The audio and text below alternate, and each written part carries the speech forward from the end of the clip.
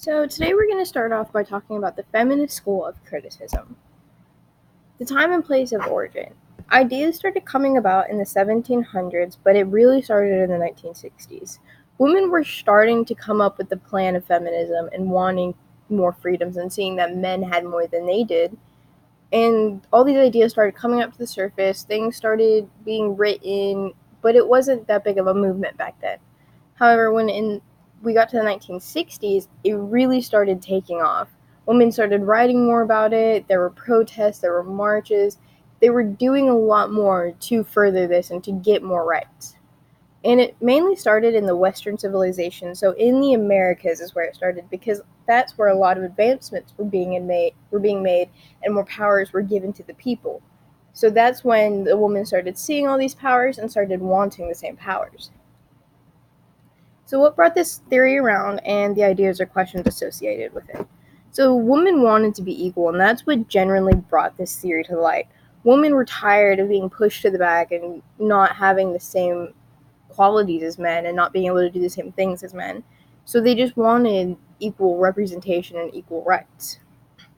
Also, women weren't being recognized like men were. Men were the ones who were able to be recognized for writing, different science techniques, different math advances.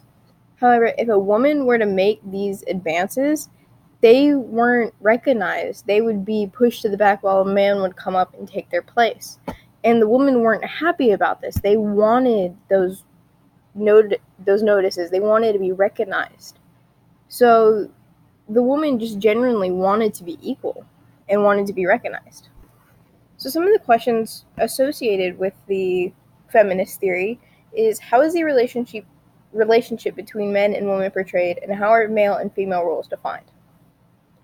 This first question, the relationship between men and women portrayed. Men and women are portrayed in a very distinct relationship, at least they used to be. So the men would be the top of the household, the main person to go to. They would be the head of everything, while the women were beneath them and didn't have the same powers, didn't have the same rights. They were just generally under them. They were beneath them. They were thought as to be so much less than. They would do mundane things which made people see them as not the same as men. And how are male and female roles defined? Well, males are typically seen as the money makers, the head. They are seen as providing for their family and doing everything. However, the females are just seen as doing regular everyday tasks. They would go to do certain things. They would, do laundry, make food, do all the household chores, and take care of the kids, while the men get to go out and do whatever they pleased. Some ideas are that women needed more rights and they wanted equal rights. So women were tired of not having the same abilities that men had and not being able to do the same things. They also were tired that they didn't have the same rights as men. They couldn't have freedom of speech. They couldn't vote. They couldn't do any of that, and it wasn't fair to them. So they wanted to have these equal and same rights. There were several scholars involved with this theory because it has become a relatively big thing in today's society. And as we see, it has spanned from the 1790s to the 1990s. So it's still ongoing today because the 1990s have been, almost 30 years ago? So it's still ongoing and it's still becoming more prevalent in this time. And so one quote from a major author is that I do not wish them to have power over men, but over themselves.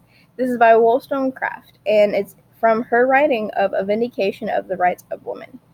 Basically, what this means is that she didn't want women to want to be more powerful than men. She didn't want men to feel beneath the woman, because that's exactly what the men were doing.